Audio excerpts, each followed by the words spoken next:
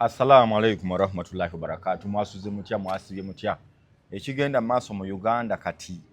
okulayira ekiri ekkololo muganda wange. Chikabuka. Biseke kololo nga Dala. Basimbyawo ebyuma ebimotoka byokulwanyisa n'ebyokulwanyisa ebako nga biri mu kifo ekimu bakiyita bate ekyo. Etali amare. Amare bye babiterekera. N'ebino ebiri mu field. Biri wamu awo. Oludda lumu kuliko ebimotoka bijiddeko ne zitanka zikyali ku bimotoka waggulu biti. Zimiji zetegese ku kiki ekibadde emiji zibadde zikola kyennaku zino. Ndoza abadde ku display kyekyo kati wali kyamaanyi. Obadde oziruzuulira. Isako ibadde zira kuyita ssatu ne bagattako ne gondi transport planes no obadde ozira n'obwaliko license obadde busatu liko license transport bad oza obwo bulina kye bukola mu ntalo. Buliro ono bwe nalabye ne ngamba Uganda yeepanka mu bo bayinza okuyita mu matalisi obwo doza liko license plane ze zikola ki kuketta kukola ki zirina kubeerako cargo plane ezineetikka ebintu nazo obwedda baziragawo nneneko bulungi nnyo deni ne balyoka agattako n'ezo Sukhoi ze tulina ze twagula e Russia. Sukhoi ze zikola ki? Ezo gundi multi-role fighter jets. Multi-role fighter jets. Ezo za mulembe ezo. Era zaade ziwewe nabaddawo ekanyani ziyitawo nenga gwe naade nti ezo ziraba. Ezo supersonic. Emala okuyitako etyo eddoboozi ne lijja wano. Nga yeegenza. Za mulembe ezo multi-role jets. Era ne Ukraine obadde multi-role jet erwana ekiro. Emisana. Ennyonyi ezimu ziba zisobola okulwana emisana ng'ekyo tezirina nnyo gundi night vision tebazimatifayinga oba olumu nga tezirina ne gundi gye bayita laser homing oba infrared homing ti infrared kukibeeranga kitooki oli akikuba ekiro nga wano ne kikulaga nti awo waliwo ebbugumu ne bakulaga nti awo wonna waliwo basirikale wali buli ewali ebbugumu ezo za mulembe nnyo nti zenyonyi Uganda zerina ezo Sukhoi ze balina ezo za mulembe Sukhoi yaddala lwakwani ate wano mu kwataakinga abalabe anti kye kiyisa multi-role atoza wano wanerebere ekola kwa kwataakinga nti kasita egera katugeze nti no nga bulwenzooli bayeekera budde bwa kiro bekwese ejja buzibu etiyo neekuba babukubi ekigundi ekyo optical fiber camera nekikuba wano ku screen netandika okulaga buli wamu ewali ebbugumu nemanya nti oyo muntu wali muntu so kakati abakuba ne bamanya concentration yawo tukuba wa so gwobeera omanyi muli munzikiza mwekwese neyo esika bbugumu ne wabeerawo akamyu ekalaba nti awo waliwo walabye ku maps abasoma geography we tuba tusoma map oba map interpretation wawo lines ezenjawulo nti lines eziraga ebifo ebirina temperature yeemu ne babiyita isosams lines ezo kati baba bakuba atlas nga bakulaga weather mu ggwanga bakulaga ekalamoja nti temperature ebeera mu 36 ne bakulagaawo nga zo concentration yaazo ne bakulagaawo temperature eri waggulu ate ekigezi gyeri entono nebakolagako kalayininga kamu ewali ennyingi bubeerawo bulayininga 8 kumukumu nakolagawo temperature eba waggulu nnyo eno ne bakolagayo kamu kokka nomanya temperature ebeera mu 15 degrees so kakati nawali ku screen yeyo ennyonyi bakolaga concentration nti wali nolaba karedi ennyo nti awo waliwo ebbugumu lingi wano waliwo ebbugumu ne bajja nga bamanya nti abo bantu so kati ennyonyi ez'omulembe zibeera n'ezo zonna baziyita gundi avionics equipment Uganda zerina ezo Sukhoi zikirina tulinanga mmekooba twagula kuba waliwo emu eyakonda ku mountain Kenya n'endala naye tusigazayo ndowooza ziwera 6 weziri awo enwana zaalizo zize eri etya speed zikwe zikubira ate wegambye nti ndo supersonic zidduka speed then kakali nekisinzira ku byokulwanyisa byeyina armaments waliwo bye basibira kuno biwawaatiro byayo ezo mizayiro gyesobola okulokinga neekuba kakati n'ogattako ate n'emmundu ezibeerako nezikuba entonotono eziwandula ebisoso ezo nazo nezibeerako so kakati yabulabe nnyo yabulabe zabulabe abatwetolodde wano bo bazirina ezo nabo kati nga Rwanda Rwanda erinako Tanzania teyina. Tanzania Air Force ya Tanzania nfu nnyo. Kenya balinako helicopter ag'omulembe, balinako ne Navy n'ebirala. Ngamba bwe mpimene yaffe ennyonyi Sakoi ne helicopter za Kenya. Nedda helicopter naffe tuziinaawo. Naye ku nnyonyi ku gundi Sakoi Kenya nabo balina. Balina. Congo. Ate abo bafu nnyo. Rwanda ina Sakoi. Rwanda terina Sakoi naye. Wabuze baagulako awe ziri recent ate ezisingako ne ku Sakoi. Balina ze baagulako e Rwanda awo. Baagulako naye sinyi naye nga baagulakoko. So ezo ennyonyi za mulembe nnyo era lwotuddawo n'ozira noga nti bwe tuba tumanyi Museveni atukanga mu bwezigire kati agamba ki? Ezo bulabe nnyo. Bulabe zive nako. Sakoi okujjako nga mulina defense system ez'omulembe naye nga temulina kyogamba gundi ezikozesezzaako ogambye Ukraine era zikola ezo lwakwa zirimu varia mulimu Sakoi 36 mmeka oba ze bayita S naye kaakati ez'omulembe zi S35 S56 ezo zezisinga ez'e Russia ezo naye kanga zino zezimu kale mu myaka mikadde kokko naye nga bazimodifyinga ne mujjamu tekinologi oli omukadde ne muteekamu omupya. Kaakati ate abantu ze baayitanga miigi. Era obadde bagamba miigi full figure ina bw'abadde agamba abantu mugenda kulaba miigi nga zibayitamu ziti mwatandise eddo ziwulira. Miigi ekyo kigali kikozesebwa eyo naye nga bo tebalinayo nnyonyi ze bayita miigi. Kati fe miigi twakijja kiva ku founder eyatandika kampuni eyo baali bamuyita Mikoyeni Grigorovich mu Russia yatandika kampuni eyo ekola ennyonyi ezo. So kaakati abasinga bwe baalabanga ennyonyi ezo nti eyo miigi naye nga zibeera ne Sakoi S19 S naye bo ne bakwata lya miigi. Founder yakola kampuni andi tetusobola kukwata byonna kasita twakwatako nti kale tuli ku nnyonyi zo ne tumutegeera nti ezo nnyonyi ze miigi. Naye na wano akeedi ojja kusanga Drake ng'alina akeedi 10 toziyita zonna zi Drake akeedi. Tugamba eno Jessico eri gundi. So kaakati abamanyi era ebyekirya era tuba tuziwa amannya gaazo amatuufu nti eno SU 35 eno SU bweti naye nga kino ekya miigi teri abbreviation okuva mu founder Mikoyen Grigorovich mwe muva ekigambo MI ne G mwe muva miigi. Kati Sakoi z'ennyonyi ze tusinga okuba nazo ez'obulabe mu byokulwanyisa mu nnyonyi za Uganda amawanga ga Africa agasinga ng'ogyeko Misiri n'Algeria awo n'awamu ne Morocco abasinga tukozesa z'e Russia ze zaali ennyangu ez'okwakisesinga Russia anti Russia zayamba nnyo amawanga gano agaali galwanira okwejja mu bukulembeze bw'abamatwale. Kaakati Russia ne tubeera ng'ennyonyi zaabwe zitwanguyira n'emmundu zaabwe kyovola nanu tukozesa AK-47 ye mundu give AK eyo AK ye mundu ku assault rifle esinza okutta abantu abangi mu nsi wano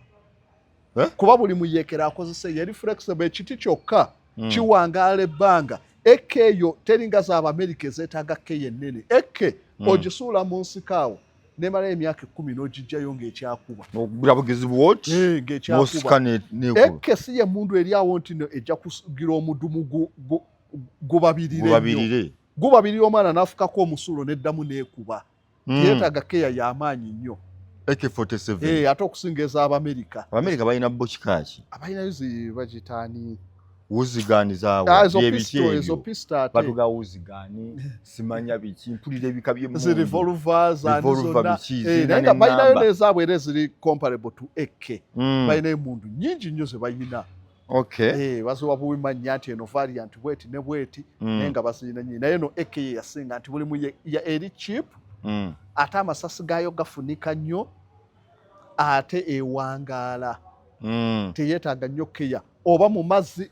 omwana abeera nayo oba terina nnyo buzibu nnyo. So yo terina bino nti obuma butalaze ate omusana mungi baagikola ebyuma byayo ebyo eringa jambiya ate n'okuwewuka ewewuka compared kuziri anti eriko kiti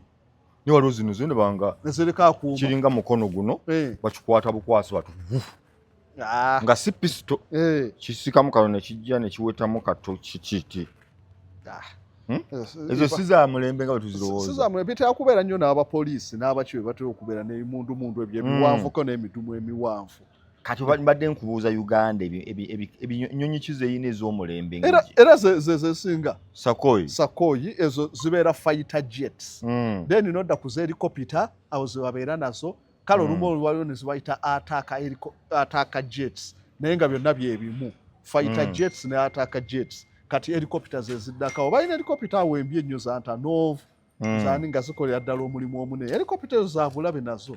ekyovala nti na America lwaki we yali erumba okununa omusirikale wayo e Iran yakosaga helicopter ago balina helicopter ez'eddwanyi zitabeera mu nzigi bateeka muli mashini gayo omusajja ayinza okuyiwaawo ng'olaba masasi ettaka lyonna liringa erituliko obutulisi so bwe batyo mbadde onengambye America yo yina mmotoka nyundu kinembikeberako wano sima MSR anti baba batera kuzikategorizinga SMG what submachine gun LMG machine gun so kusinzira ku range hand gun revolver ezo pistol semi automatic pistol kati ezo olimo pistol naye toli mugundi rifles ezo pistol zisinga ziwuzi gun revolver semi automatic ezo pistol naye ziri zibeera assault rifles awo bakuweereza kati ezo weziteekika baziwanya amanya ge waabwe anti buli ggwanga liyina Obwongereza erina buli omu alina ezize bwe batyo yes Uganda singa efuna olutalo ne buno obuso obutwetoolodde wano nga bw'olaba Rwanda gwe bw'opimamu militarire wano mu East Africa nga teri gwe bayambyeko waliwo atukuba anti ng'oggyeko factors ezimu endalalala bwe tuba tutunulidde ku gerage Uganda ebeera eyinako enkizo ku mawanga mangi nti Uganda baparticipatinze mu ntalo eziwera experience bagirina nnene okomparinga ne Kenya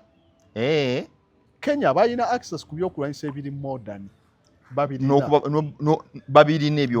kuba balina status kakati jukira ku mulembe gwa Biden badesignatinga Kenya okubeera non-NATO partner toli mu NATO balina amawanga ge bafuna mu continent ewatali NATO ne bagamba nti eyo nalyo li partner musharinga ebyokulwanyisa kyova yagenda ne Haiti bagiwa package y'ebyokulwanyisa eby'omulembe Kenya ina ebyokulwanyisa eby'omulembe okutusingako Yeshua modern yes ne balwanako dibbo anti kyenkugambye kyekizibu balwanako era Haiti gye bali kubaganga star so tebali tested ku ddwaniro Uganda erwanye Somalia erwanye wa kyesingirako kakati wano eyali badde agisobolamu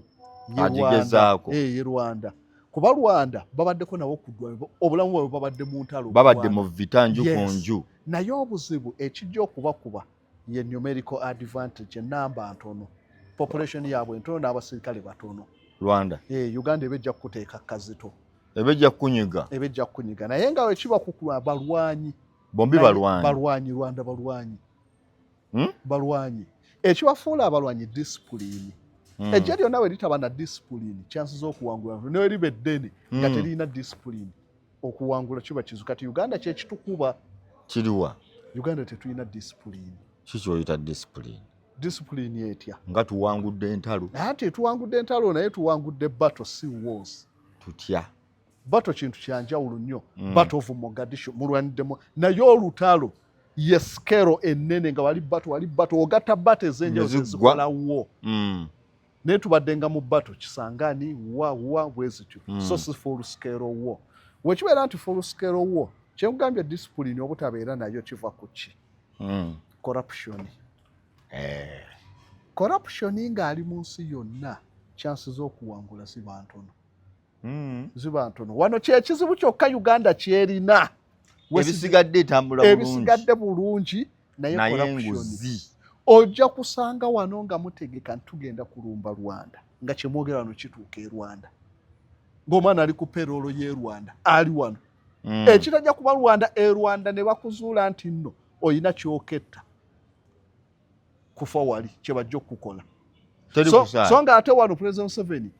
bajja kuteeka wali bakuteekeko egundi eri Kasenyi bakuteeka Kasenyi omaloki so bannayuganda bali used ku life y'okubeera corrupt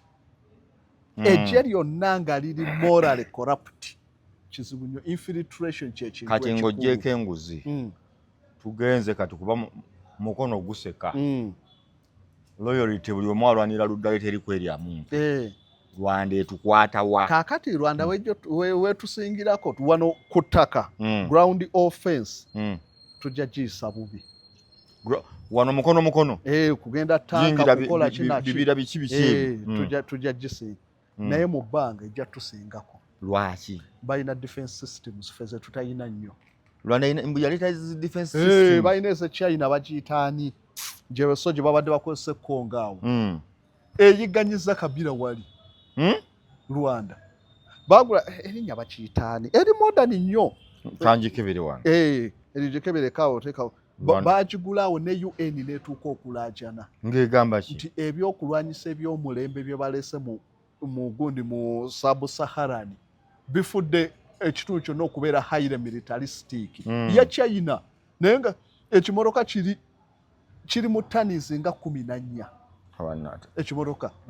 kiriko missiles zibeera kuli ku bbanga nga seetu eyo missile esobola okukuba target mu kilomita 7 so kaakati ekyo kiteekawo kye bayita aerial denial fe ate kye tuyinza obutasobola kuba obuzibu bwaffe bwe tulina nti bagenda ne basonga mu byokulwanyisa eby'omulembe ne batuuka oggula ne bataleeta bituufu olwa corruption wawulira n'emivumba gy'ennyonyi n'owulira egyaki ate Rwanda kye baagadde kye bagula so kaakati ekyokulwanyisa kimu bwe kiti kisobola okututeera obuzibu ku border awo ne kiteekawo kye bayita aerial denial mu lutalo lwonna kasita ofuna aerial denial oba aerial denial kyeki nti oddira ekitundu n'okifuula nti oli tasobola kiyingiramu omulabe ayagala tayagala ekisala tukikuba so mujja kuleeta sakoyi zammwe omwana agibalule mu kilomita 7 nga tennatuuka ku booda muleete endala agibalule waggulu mubeere nga akugobe mu bwengula yes kaakati ate ye waaleeta ezize ng'ate gwe tulina kyuma ajja kukolako damage kubala wano mu lutalo gundi koni awo bwe yabeerera ow'amaanyi nga Bashir Sudan ekyali yawamu Bashir yayina aganyonyi ga Antonov naga nga naye gayisa bubyawo ne UPDF kikuba n'osanga ne bajjayo omuntu yenna ng'alinga kisiirizo yes so kaakati oli waateekawo eriyo dinaayo abeera ajja kulemesa okumulumba mu bbanga ate yasobola okukulumba ekyo kiba kijja kuleetera amagye gammwe panic ennyonyi buli lwejja ze mulina azikubye yes ate zize temulina kyezikuba kyemusobola zikuba wajja kubeerawo panic yaawo kiba kijja kufuuka ekizibu naye nga Uganda singa basolovinga ekyo kyokka ekyenguzi tiwemwa mwagadde kimotoka bwe kiti ekisobola okukuba missile obwezi okuba mu bbanga mukirina Uganda ebeera na advantage teyinayo kimotoka kyonna sinaba kukiraba nnyo ku defense system za Uganda oba bunyoro waje basembulingira ebyo gibakolera ebyokulwanyisa Nakasongola bakola bibiki Nakasongola it's a logistical hub logistical hub Russia bagiteeka emu eri Nakasongola endala eri Egypt kaakati baziteeka olw'okwamawanga ga Africa gaagula nnyo ebyokulwanyisa okuva e Russia bikaddiwa ate gwe wabaguza oyina okuddamu okubimodanayizinga kuba olumu tebyetaaga kubifiisa mujjamu bujja instruments ze baddekozesa enkadde software n'omuyiwa omupya ne baleeta omupya kaakati ekyo ne bagamba tetujja kufiirwa mu maketi eyo gyokoma okuteekawo hub n'okulipeyeringa gye mukoma okuleeta akatale kasigalawo yes kaakati ne basalawo ne bagiteeka Nakasongola zino zonna ezawano Kenya wa balina ebyokulwanyisa by'e Russia Nakasongola oba nebe Kenya wabireeta wano ate Kenya waliyo hub mulina kubifiisa oba ne mubireete Uganda kuba yeewali abakugu aba Russia yeewali buli kimu ekisobola okubyasembolingamu Nakasongola so Uganda erinyo wadbweti ne Russia oyo okwaki Uganda erinyo ne Russia bwe kituka ku byokudiringa mu ebyomu America tojja kubifuna ebyokulwanyisa byabwe babiseera nnyo amakampuni babiseera naye nga byamulembe babiseera nnyo ate nga byenkanankana n'ebyabali bafulumya ebyabwe nga si biseere nnyo nga nebisobola okukola ki okuteekawo gundi balance n'ebya America kati tusobola nnyo ebyerussia bikolebbwa companies z'amagye oba za gavumenti ebyomu America bikolebwa bassekinoomu ssekinoomu yakola magoba wa business so kakali bagenda omaliza nga bino bye bitwanguyira wayogedde ku numerical advantage kati Tanzania munene n'ennamba alina nene gutambula gutyo omukono gusese Tanzania mufunyo Suluhu anyize Tanzania mufunyo abaziba bagamba ba Uganda esiso okubba ebintu byabwe omukono gutabuse bakoma ku Nyerere tebakyayinza na kudda tujoga bakoma ku Nyerere buli balina advantage bagenda ne baleeta gundi bali bagiyita grant multiple rocket launcher yo gye bayita saba gye nawulira baga saba eri gurandi yali kabaka nera shaba kyabikosa kakati gurandi yumoto yali ekole etya nenawulira saba kyali kitya saba yali yabulabe gurandi multiple rocket launcher kiba kimotoka nga wola katugeze oba forward bwekityo oba magulu 10 nga naye bakiteekako babiyita bipods nga bigenda mu missile tuli mweziyita abapanga layini nga nnya buli layini erimu ebipodi nga mukaaga ze missile nga 24 basiteeka omulundi gumu basiteekawo omulundi gumu kaakati byalina guided wabayi 79 baali batandise okukola guided missiles ti missile gisindika nekubira ddala wali wetwagala kaakati saba bagikola 78 e Russia eyo grand Nyerere Tanzania najigulira yali modern nnyo nga ekisasi kyayo kyaliko ndowooza millimeters alinga around kuba waliyo 10-15 millimeters ebyo ebinene nnyo nekyo kyalinga around 75 millimeters ze centimeters nga oba yinchi zali centimeters kuba wano kyangu omusumali guyinchi 5 ogumanyi ezali yinchi nga 15 so kalula ko kali 15 nekaki kafuti rula kayinchi 15 centimeters nayo kino yinchi so ogata emisumali yinchi 5 ng'ebiri n'okubasaako bwe bunene bw'ekikompola bwe kyali kyenkana nga bucket mu maaso ga bucket yes kiri kiti kinene kijja kakati ekyo ekifuluma mu midumu ekyo ng'ate kiri gaide ekyo ovala abagamba nti saba yalinga ekubira ddala we buli ewaali ng'omusirikale wa mini oba abasirikale weekuba tekuba abantu yali gaide nga badda muli ne bakigaidinga nti genda wali neekubaawo naye nga weekuba erekawo kikureta ekinnya olw'amaanyi gaayo esiguukulula n'esimawo n'esiikuula abantu ne bagamba kikabuka kati ng'okubwatuka kwokka abasirikale ba Amini baddukanga n'embiro baali tebalabanga ku kyakulwanyisa bwekityo ate nga baali batendeke naye nga tebalabanga ku kyakulwa so yali modern nnyo saba kati awo naye kaakati okuvaawo babadde mirembe ne wotunira kaakati Air Force yabwenfu wotunira tanka balina tanka ntono nnyo buli kimu so tebalina nnyo olugendo Tanzania tebayinza tugezaako tebayinza yadde balina advantage ya naye tebabaddeko mu ddwaniro lyonna Tanzania tolinawo obamanyi omusirikale yenna nga tali tested ku ddwaniro eddwaniro kintu kikulu waliwo expectation nti wano wetunakola kino ne realities otuuka ku ddwaniro ne bikyuka ne bitabuka ng'era Amini bwe byamufuukira yes n'entalo zonna bava eno basipulaninze nti no tugenda kulwangula tukole otuuka ku ddwaniro realities mu nnaku 2 nga zakkubye edda America kyeyagwako ekyo kyeyagwako Iran kyeyagwako Vietnam ezo realities zaawukana wano mubeera ku drawing table mukirabira ddala nga okusinzira wano ku plan kitambula buli n'otuuka buli reality so entalo zonna ezisinga zibadde realities zibakuba Germany yagwa ku realities yali tekkiriza mu sematala asooka baasuubira Belgium mu nnaku 3 nga bagiwangudde kyabatwalira omwezi ng'obusajja bulina ebikomera bye bwazimba bulina mashini gani ntono n'atirale naye ng'okujja ziwaguza obatuukeko lutalo lw'amaanyi osiitaana olwa strategy ze baakola so kaakati ne Tanzania tebali tested ku ddwaniro okulwana kwabwe kuba kuzibu nnyo kati gwogamba Rwanda yeyinza okugezaako naye kya namba kigikuba Uganda corruption kitukuba nti kuba ejje lyonna ekintu ekisinga obukulu intelligence andi kati era mu corruption ne Kenya kitegeeza eba esobola otukuba olw'okuba tulina corruption naye yes omanyi threat olumu zikuliyetinga omwoyo gw'eggwanga. We nagambye nti ng'omwoyo gw'eggwanga gazze tweguddeko ne Kenya, tweguddeko ne Rwanda. Yes. Threat zikuliyetinga nti Kenya ng'etulumbye mujja kubeera mu situlo era abali b'enkwe ne we muba managinga then musobola okukyusa ku fate abali b'enkwe. So kaakati Kenya weba etulumbye olw'okuba tebadde tested nnyo reality ziyinza ogifuukira ekizibu naye singa lweyongerayo ne luwangaala eyinza obafuukira ekizibu. Bajja batereeza ebigaanyi ate bo bali ku nnyanja ate balina ku biri modern basobola okutereeza bano ensobi ezibakubya ne bajja nga batereeza bayinza otufuukira ekizibu mu. Naye nga wano Uganda ebadde tested nnyo oyinza okwesanga nga Kenya bakoze formation ze basuubira nti zinawanguza Uganda mu ddakiika ate bano ne babayiisa counter formation ne babakaka.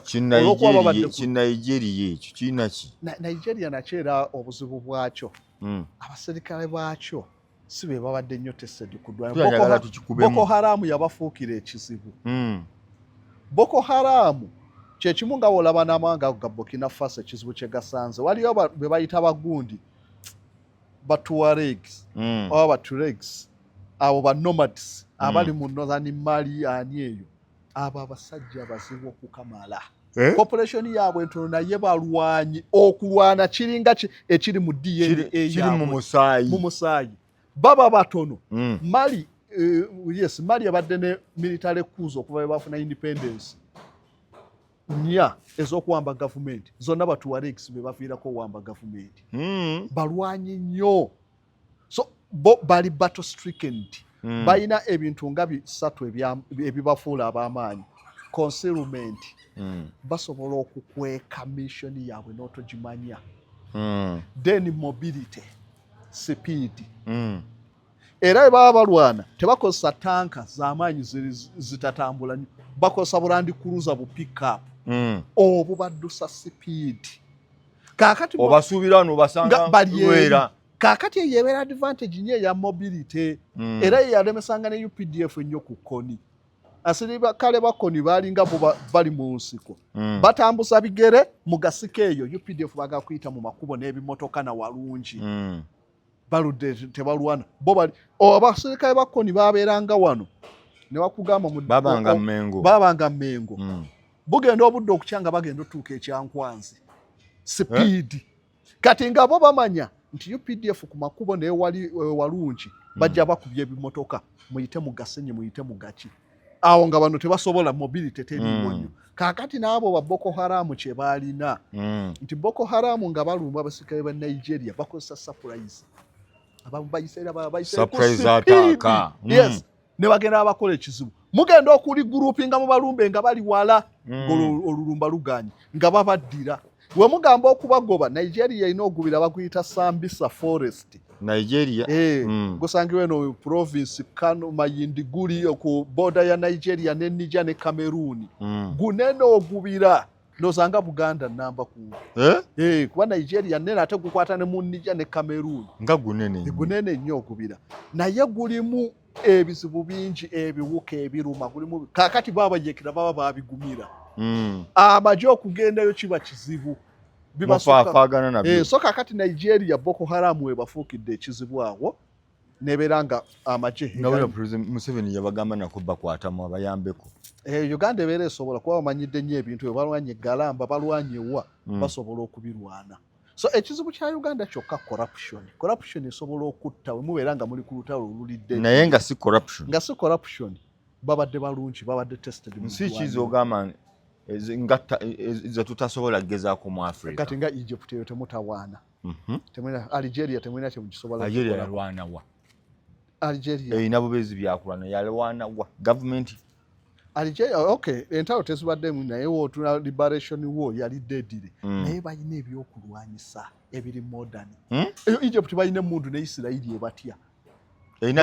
erina zeetya kuba balina ezo zi F-35 eziri modern ate basinza ne Israel naye America kyekola ebateeka ku disadvantage. Weba ebaguza eguza Israel ennyonyi emu na bano nebaguza missile ezimu ziwebaguza kuba ennyonyi ezo ekisingo zifuula ekyenjawo kye bayita air to air combat. eri ennyonyi eri Masaka naawe oli Kampala mwenna muli mu bbanga nebwefukira mu bbanga yasobola okwefuga obwengula. Kaakati bawa Egypt missile nga zisobola kukuba kilomita 6 tegeza okuba wano n'ebuwama ne bawa Isirayiri zikuba 8. Nti gwe woolengera eya Isirayiri bayakulengedde dda woogambira kangisembere yekkuba so baba wa missile esobola okgenda distance ennene ate yo Egypt ne batazijiwa. Tinawe mugenda ku air to air combat egenda okwagala okusembera ekube ya Isirayiri yonge ina missile egikubira ewala. Kaakati ye kaya advantage bawa Isirayiri tuwaba kusabali ebyokulwanyisa balina bye balekamu yataguza Misiri ne babiguza Isirayiri era sigalenga ekyalina nji monopoly. Kati Egypt naye webasingira kati era Isirayiri yavuddeyo neera jana tubanna emabega kaawo nti engeri Egypt gyeri mu kwenywezaamu yeralikiza Isirayiri. Omubawalabu yeyagala kuba munabanafu bokkaawo yo yalina ebyamaanyi. Egypt wabulabe nnyo ne Isirayiri nenga baamukuba ne bamuleka mu kkubiro Isirayiri nga yakuba Egypt katamu n'amugyamu n'empale mu lutalo kyo lwe bamukuba yali lwameka tekwali kujjamu mpale baamukuba naye tekutuuka kujjamu mpale wabula baamusooberera mu lutalo lw'67 sinayiwo nti baali bapulaninga okulumba abawalabu kyenkulaze nti nno intelligence kintu kikulu Uganda kyekiyinza okijjamu. Abawalabu abo baali balimu obujega ng'olutalo balutwala ng'ebintu ebya bulijjo tebamanyi nti n'olutalo lwakubala nnyo nga bwe baba bateesa Isirayiri yagenda ne bakozesa nga mu families ez'abanene mu magye ne royal families newa baateekayo abaana baabwe ne bafumbirwayo abawala. Kaakati bonga tebamanyi reality za mu lutalo baleeta ejjoogo bateesa ebintu batudde abakungu abakyala be babaweereza ku kakyayi bwe bamanyi ebyama we bagamba nti Isirayiri tugirumba Lwakutaano nga yo bano be baateekayo bambega baabo babagamba Olwokutaano balumba Isirayiri ekulumba Lwakusatu tekulinda kutuuka Lwakutaano oba okyemunyunguza bwoti nga yeeko olw'okuba baali babateekamu ki babayingira. Kaakati entalo zonna ze baalwana nga zaalemwanga lwaki bye baateesanga nga Isirayiri ebifuna. Kale mu lw'67 Egypt yali ayina air force esukka n'ennyonyi 10 nga eyina tank eyina buli kimu bo Isirayiri kye baakola baatagetinga air force ne bakolera preemptive strike nga gye baakola ku Iran. Beesooka Egypt ne bakuba ennyonyi zonna ne bakuba raaniwe nga newogamba ositula ennyonyi tokyasobola. Yes awo ne bagiremesa. Era baanonya amaanyi ga Yoweri ne bagasanyalalizaawo. Era olutalo lwavuga kuba baamala ne bayungula tanka ne ekyali mu Sinai mugundi awo Sinai Peninsula. Era Isirayiri yamaliza ewambye Sinai Peninsula nga n'etundu lyewambye lisinga ne Uganda kumpi. Ninene nnyo Sinai Peninsula. Baamala ne badda ku tanka olutalo lwaliruka. Ne Isirayiri n'emala era n'ebawangula kuba Air Force yayo nga y'amaanyi. Olw'67 ne luggwanga Egypt bagiwangudde. Ne banywanyi be bonna. Ne banywanyi be ba Jordani, ba Iraq bonna ba participating nga ne ba Sudan basindikanga amagye. Ne bakuba bubi. Isirayiri ne bakuba. Era we yawambira Golan Heights. Ensozi kuneziwamba ku Syria part. Ne wambiramu ne gundi East Jerusalem. Kwa bali ba petitioninga mu Isirayiri. Jerusalem ekibuga bakifuula international city nga tewali akinako control. Ne bagabanyako East Jerusalem tikale ya Palestine, West Jerusalem ya Isirayiri naye nga biri under ba Muslim Waqf abe Jordan nga be bafuga Jerusalem. Isirayiri yakiwamba mu 67. Era awo wetandike okufuna omukono ku Jerusalem. So yayisa bubi abawalabu awo. Ne bamanyoke abantu bano baali baatumanya twagenda fe okulooza nti tusitukanca nga bo batukuba. Ne baddamu ne bapulaninga olw'73. Yalinga sematalo w'omu Middle East. 73 lwali lutalo gaggadde. Lutya. Beetegeka bulungi. Soviet Union neebawa obuyambi bwonna. N'eryoka ebateerayo bamakanika aba Soviet Union. Tanka gye bakuba gye bakanika yedda ku ddwaniro. Baamanya lulya ensobi zonna ez'abakubya. Ne bazitereza. Kale kyekyalupapulo lwa 73. Anti era balina okwesasuza ku Isirayiri yabawangula. Balina okununa ebifo ebitukuvu ne territories ez'abawambibwako. Ne bagamba tuddemu tuyiiyiza abawalabu. Bamanya Abayisirayiri. Ne bayiiya Isirayiri n'emanyako nti bagenda girumba. naye nga temanyi date ki. Isirayiri yali prime minister Golda Meir n'agamba Nixon munzikirize mbalumbe nga tebannalumba tuwulirako olugambo naye kuno baalimitinga nnyo olugambo abawasa abakazi abayudaaya ne babalondoola abayinamu abayudaaya ne babalondoola enteeseganya zonna ziba za kyama Isirayiri netofuna byama nga bye yafunanga mu 67 ne mwana mu 8 ku luno ne babikweka naye agamba kale we baba tetutegeera ddi lwe banaatulumba nzikiriza nze mbeesooke Nixon yagana Golda Meir togeza okubalumba wonoobalumba tewajja kuba justification leka bo bakulumbe ensi egambe be balumbye Isirayiri naawulira nga gwaawo ono n'amugamba sijja kuwa byakulwanyisa wogeza obalumba ne yeefuga so kaakati ku gundi y'omukiipo olubalonda ku lukulu bowe mu Isirayiri biba bikujjuko by'amaanyi abawalabu we balumbira buli direction waavaayo abalumbye Isirayiri Jordan, Syria, Egypt, Iraq bonna abo Saddam nga bamaanyi ba Gaddafi eno nga kitalo butalo Sudan baweereza amagye aganayamba kyali kikannyo ne balwana okumala ebbanga ne batuuka nga Tel Aviv ekibuga nga batandise okukubako outskirts zaakyo emizinga Isirayiri negamba nedda bwe tuba tutuuse wano nga tulina atomic bomb kuba 79 baali batestinga atomic bomb Abaisiraeli ku mulembe gwa Jimmy Carter bagitestingira South Africa awo atomic bomb so kaakati baali basirina atomic bomb zaabwe ne bagamba ebituuka nga tuli threatened ku doctrine yaabwe ya nuclear singa tubeera nga tulina kye bayita existential threat nti okubeerawo kwa Isirayiri kuyinza okuba mu lusuubo tukozesa atomic bomb akiri ffenna ne tufa n'abawalabu Golda Meir yatuuka n'agamba ekibanga batuuse wano nga Isirayiri egenda kusaanawo we are going to activate project Samson. Project Samson etegeeza project yaabwe y'ebyokulwanyisa bya nuclear okuva mu Samson oli owa Bible naga tugenda ku activating ekyo boogeraganya na America we baakyogera ekyo tugenda ku activating a project Soviet Union yali ewa abawalabu ebyokulwanyisa Biden yali efugibwa baali bamuyita Leonard Brezhnev naye n'agamba Isirayiri kamugeza okukozesa atomic bomb ku bawalabu naffe tugenda bakuba n'asula aganyonyi aga T-90 ne T-60 ga nuclear capable bombers n'agateeka Alexandria Egypt nti we mukuba wano naffe nuclear waali naye ali mikono gy'Abarasha si Bamisiri we mukuba waali okusobola okubalansinga lutalo lulina okubalansinga temujja kukozesa nuclear nkuwulira so kaakati nawana abantu be mbagamba nti America tesobola kukozesa nuclear ku Iraq kati guluggwa lutyolwo kaakati Nixon waawulira ekyo n'agamba abasajja ba Isirayiri bamalirivu basobola okukozesa nuclear ate n'eri Russia naye ewera n'amanya nti olwo kaakati luba lugenze out of control Third World War yengedde Middle East egenda kufuuka kirala awo n'alyoka avaayo n'agamba nti okay kale bagenda kubaweereza ebyokulwanyisa ne baweereza Isirayiri tokozesa nuclear ne baweereza Isirayiri baba babiina mu bases ez'enjawulo okumpi we baafuna ebyokulwanyisa ne badda mu nteeseganya Nixon ne Leonard Brezhnev communication Russia America awo beba interest nga balina kuzimala abo nga batudde so baatuula ne luggwa lutyo baatuula ne bagamba nti kale ne bateekawo ceasefire nti mu nnaku 2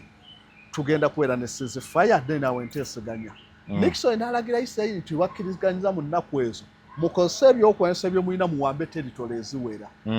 Egypt kuba baali banyigiriza Isirayiri bagifunzizza timukozese ebyo mubapushinge tugenda olagirira ceasefire nga mweziza ku territories ezimu era bwekityo bwe kyali ne bakozesa so Isirayiri kwe kuba nti yasigaza territories ekyalina ne kaakati bwe baali bazaawo Isirayiri ne gundi ne Palestine we baali bagabanya yali gundi bakiyita gye bayisa UN resolution 188 ye yalagira okuzaawo amawanga ago Isirayiri bagibbira n'akalulu kennyini America yakola kinene okubbira Isirayiri kuba akalulu ke baakuba mu UN Isirayiri yafuna ndowooza amawanga 5 agawagira obutabeerawo gaalinga 16 amala 10 gaali 36 gali independent by then mwana mu musanvu gegetaba mu UN General Assembly nga bakagiteekawo resolutions yasooka okuyisa za kuteekawo Isirayiri. So we baatuula nga bonna batudde tugenda kulonda gali nga mawanga 5 mu 3 asatu mu 6 ne bakkiriza bateekewo ensi ya Isirayiri 16 ne bagaana nga muli abawalabu abo bayirani 10 bo ne bagaana okulonda ne bamaliza nga bataddewo Isirayiri. Mu kugiteekawo ne bateekawo engabanya territories tunazigabanya tutya mu kitundu ekya Palestine ne basalawo Isirayiri okujibira ne mu kalulu kali kennyini ke baakuba mwalimu obubbi obutagambika asatu mu 6 kwalimu okubbira kuba abamu babatiisatiisa ab'e Brazil we mugeza obutalonda Truman government ye yateeka omukono ogw'ekyuma ku India abalala ne babagulirira abamu ne babalemesa ng'owe Indonesia bagano okuwaayo ennyonyi eneemuleeta kwa Indonesia gwanga ly'abasiraamu ngabo bagambye ffe tetukkiriza bagano okuwaayo ennyonyi eneemuleeta kale ne batiisatiisa Amerika ateekawo ebintu byonna okulaba nti balonda basapootinga Isirayiri eteekebwewo era akalulu ne kaggwa bwe katyo nga kabaddemu emifuyo mingi naye ne batuuka ne mu kusala territories era ne babbira Isirayiri nti w'otula mu kitundu ekyo mwana mu 7 population yaliwo abawalabu bali 1,123,000 abayudaaya bali 803,000 abasiraamu bali 1,025,000 bali banjiko ku bawalabu osobola okuba omuwalabu naye ng'ate toli musiraamu ate n'abalala abatali bawalabu nga basiraamu abasiraamu bali bangi ku bayudaaya naye we baatuuka okugabanya abayudaaya batono abali mu Palestine bokka bwe baabala ng'abawalabu bangi okusinga abayudaaya kumpi nga baagala kubagatta naye we baatuuka okugabanya Isirayiri baakiwa 1,000 ogwa kilometers abawalabu ne baba Palestine ne bagiwa 1,000 kyokka nga be bangi abangi be baawa ekitono oyo yali Amerika yali yeegabira be baawa ekitono ate ne baddira mu kusalaasalamu baasalamu wali nga kabaapu ka Isirayiri kalinga ndowooza nga weebasizza ekkonkome bwoti ne likola obugulu obw'emabega n'olukira bwe batyo we baasalamu nga ku kyonna kiryawo tekitegerekeka ne bajja ku Yerusalemu ne bakokota waawo neefuna ne bajja ku Mediterranean ne bakokota waawo ne bajja Gaza ne bakaleka waawo okudda ku boda ya Misiri ne bajja eno mu ddungu ly'e Negevu okudda nga ku Sinai ne basalayo eri paso Isirayiri yakula nga waggulu kirindako olutwetoto weyo ne kimala ne kigenda n'olukira alina lusonga ku Egypt nga bagezaako kokota nga Isirayiri ebeewo yo n'ebirungi nga bakokota olwo ettaka eriri fatayiro ne kosti bakokota ku kosti ya Mediterranean okuva ku Lebanon awo Isirayiri ebeere ne kosti we banaagisaplayingira ebyokulwanyisa kati ka Gaza ako nga waliwo Abapalestine bangi ne kabalema naye baali bakatutte nako ne batula concentration y'Abapalestine nga nnene nnyo ako ka Gaza ne bakaleka then ne bajja wano Hebron Valley n'ebirala byonna eyo erina ettaka egimu eyo nayo ne bagikokota ne bagiwa Isirayiri then ne bajja ne Jordan River bagyetaagako bafuneko access ku Jordan River n'ennyanja y'e Galiraaya awo ate ne kayingira eno nga ku Jordan ne kasala okudda mu ddungu bajjanga bakokota kuba abantu we baali bonna tebaalinga wamu wasanganga Mmengo ngaliwo abayudaaya bangi n'osanga ate wali Lungujja Abapalestine bangi n'ogenda ate wali so baali beesudde nga bonna beetabise kati bajjanga basala ka concentration muno mulimu abayudaaya ako tukasale tukawe Isirayiri wana Abapalestine ako tukakokote tukawe Palestine ne bavaamu neki ne Isirayiri bwetyo so bagenda okuva mu giteekawo ng'erina kilomita nkulaza emitwalo omutwalo gumu n'ekitundu ne Rwanda ng'esinga Isirayiri obune kuba Rwanda eri mitwalo ng'ebiri kilometers Palestine erina gumu 1,000 kati wetwogera Isirayiri eringa mitwalo 2 mu kikyo yagejjanga ejjewamba yajjebba buli we baalwananga nga bawamba so kaakati ekyo Nixon yakigenda abagamba wano tugenda ku ceasefire muyina okuza ku bitundu ebyo tugenda ogigira nga muyina ki territories kyemugjeeyo bwetyo Isirayiri bwe kali wano nga bagenda mu ceasefire bana aba Egypt bali bebase nga nawo naye bano nga balina ebyokwanyisa ebisinga ku byabali ate nenwako awonere Ronaldo Brezhnev yatuuka n'ayomba n'abawalabu naga naye mwe muli bantu kimba wadde buli kimu olutalo lubalema lutya nga boga situla kino kisse wano naye Russia yabawa ebyokulwanyisa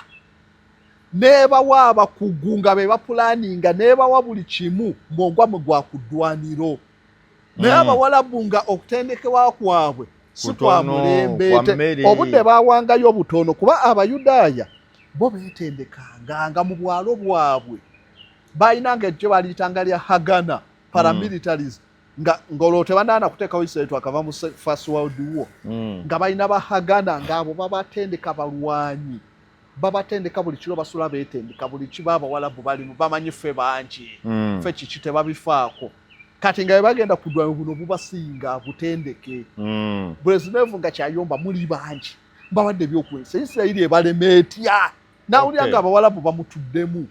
so ku luno n'agezaako ne babaorganizinga wekibeera ku bamakanika weebalize bakuba bazikanike abakugu weebali mu mulwane naye nga olwo lwogamba ne Israel yaluuliramu era awo we yatuukira ne bamanya netandika okukyusaamu ne bagamba ebyokulwana tubiveeko ebyokulooza nti tujja kubeera nga mukulwana ne diplomasi yeetaagisa tetujja kuba bawanguzi mu ntalo zonnabangawo eyakitandika kirowooza ku abantu population mu Isirayiri nga luli baali bamanyi nti kulwana kwokka nga kumpi 98% mundu sivuge bagenda ova mu lutalo olwo aga okulwana si kwe kujja tubeezaawo kwokka olumu tuyinza owangulibwa ensonga bazitobe zitambudde sayidi eyo nze Nurdin Ntege nyina muganda wange Kasozi Samuel bayo ku namba y'essimu yo ate tube nga tusiibula enamba 0756 67 22 11 waliwo abamu abayinza okubeera okuba twogedde ku bingi waliwo oliyabu naye kati tubadde ku mulamwa ki